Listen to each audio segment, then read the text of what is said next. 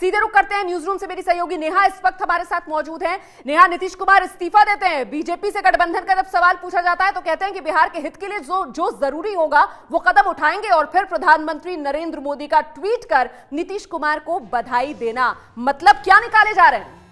तो ये इस वक्त की बड़ी खबर है कि नीतीश कुमार ने जो इस्तीफा दिया है, प्रधानमंत्री मोदी ने ट्वीट करके बधाई देते हुए साथ के लिए हाथ बढ़ा दिया गया। विजय विद्रोही यहाँ मेरे साथ मौजूद हैं। ये तो सीधे प्रधानमंत्री की तरफ से बधाई दी गई है नीतीश कुमार को, तो आप भी कुछ सोचने के लिए बचता है क्या इसमें?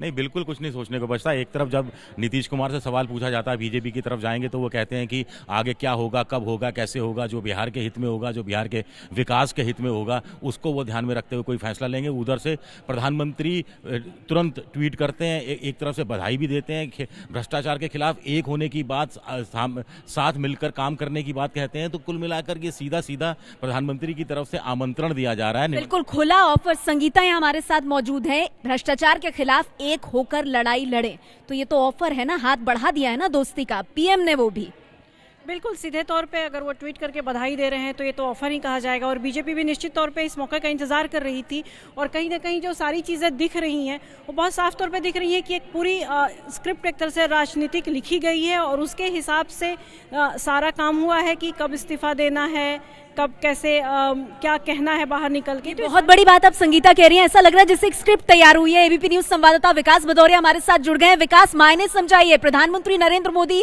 ट्वीट करके बधाई देते हैं, भ्रष्टाचार के खिलाफ साथ में लड़ाई लड़ेंगे, और खुला ऑफर उनकी तरफ से नीतीश कुमार को। ये देखिए, बिल्कुल खुला ऑफर है, और इस बात की अब संभावना ज्यादा हो गई है कि जब पार्लियामेंट्री बोर्ड की अब से थोड़ी देर बाद बैठक शुरू होगी तो उससे एक फैसला बाहर आएगा। वो फैसला ये होगा कि बीजेपी नीतीश कुमार को समर्थन देने के लिए तैयार है। समर्थन किस शक्ल में होगा, किस सूरत में होगा, ये भविष्य तय करेगा, या दोनों पार्टियों के बड़े नेता आपस में बैठ के तय करेंगे। लेकिन प्रधानमंत्री का ट्वीट कर ये कहना कि देश के, विशेष रूप से बिहार के उज्जवल भविष्य के लिए राजनीतिक मतभेदों से ऊपर उठकर भ्रष्टाचार के खिलाफ एक होकर लड़ना आज देश और समय की मांग है। जब यहाँ पर ये शब्द इस्तेमाल होता है कि राजनीतिक मतभेदों से ऊपर उठकर भ्रष्टाचार के खिलाफ एक होकर लड़ना, तो जब ये कहते हैं और साथ ही साथ भ्रष्टाचार के खिलाफ लड़ाई के लिए नीतीश कुमार को बधाई देते हैं, तो साफ हो गया है कि बीजेपी का रुख क्या है नीतीश कुमार और के लिए। खुद प्रधानमंत्री नरेंद्र मोदी ने दोस्ती का खुला ऑफर देकर के इस रुख पर मुहर लगा दी। एबीपी न्यूज संवाददाता प्रकाश कुमार, जिन्होंने 6:27 पर आपके चैनल एबीपी न्यूज पर इस सबसे बड़ी खबर ब्रेक की है, हमारे साथ इस वक्त जुड़ गए हैं। प्रकाश, नीतीश कुमार तो कुछ साफ नहीं कह रहे हैं, इनकार नहीं कर रहे हैं, लेकिन अब तो प्रधानमंत्री ने खुला ऑफर दे दिया है, तो अब नीतीश क्या करेंगे? हाँ ही करेंगे ऐसा लगता है।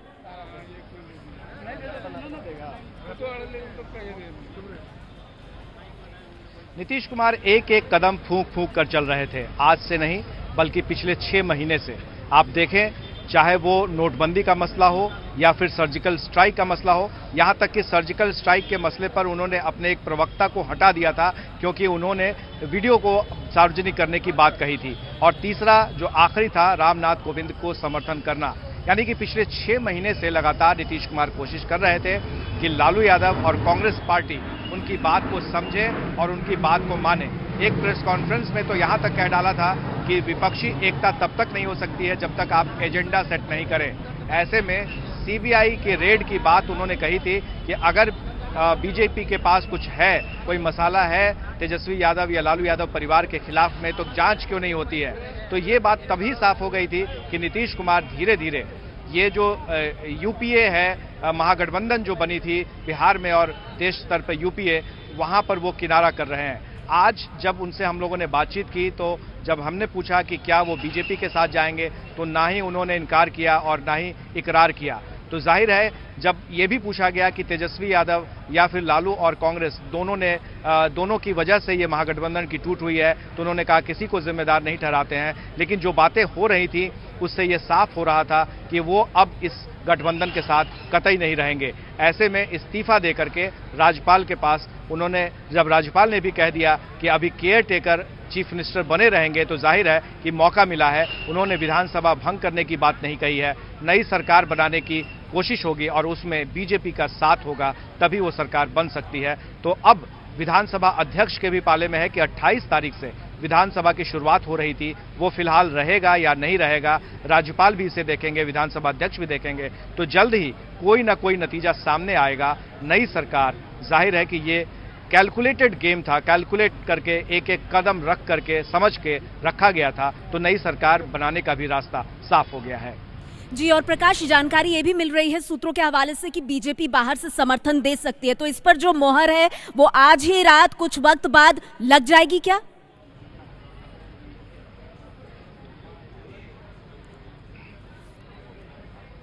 एक बात तो तय है कि तेजस्वी के मुद्दे पर नीतीश कुमार साफ बोल रहे थे कि जब बेनामी संपत्ति पर वार करने की बात कह रहे थे तो उस वक्त ही ये साफ हो गया था कि बेनामी संपत्ति के लिए लालू यादव और उनके परिवार पर काफ़ी सारा आरोप लगा है। तो ऐसे में वो जानते थे कि इससे लालू यादव तिलमिला जाएंगे और उसका नतीजा ये होगा कि उन्हें तंग करने की कोशिश की जाएगी। इस्तीफा तो नहीं मांगा गया, लेकिन जो बातें कही जा रही थी उन्होंने इस्तीफा नहीं दिया। तब से बीजेपी, सुशील मोदी ये कह रहे थे कि अगर भ्रष्टाचार के मुद्दे पर नीतीश कुमार को समर्थन करना होगा, सरकार अगर उन्हें बर्खास्त करती है तो उसके साथ हैं। तो ऐसे में पहले से ही ये कयास लगाए जा रहे थे, पहले से ही ये बातें साफ हो रही थी, पर्दे के पीछे से खेल जो चल रहा था कि बीजेपी कभी भी अगर ऐसी नौबत आती है सरकार के गिरने की तो समर्थन करेगी। लेकिन नीतीश कुमार भी ये जानते थे कि अगर सीधे तौर पर बीजेपी का समर्थन लिया जाएगा तो उन पर यह ठीकरा फूटेगा कि गठबंधन को तोड़ने के लिए, बीजेपी के साथ जाने के लिए नीतीश कुमार ने गठबंधन तोड़ दिया। ऐसे में अब सफाई लालू यादव और कांग्रेस को देनी होगी कि आखिर किस वजह से यह गठबंधन टूटा। और नीतीश कुमार ने अपने 25 मिनट के इस टेलीविजन पर जो उन्होंने कुछ कहा है उसको अगर उसके सार को देखा जाए तो वो सीधे तौर पर जिम्मेदार तो नहीं ठहरा रहे हैं, लेकिन ये जरूर कह रहे हैं कि जो कुछ भी हुआ ऐसी परिस्थितियां बन गई थी कि वो इस सरकार के मुख्यमंत्री के तौर पर नहीं काम कर पा रहे थे। ये है एबीपी न्यूज़, आपको रखे आगे।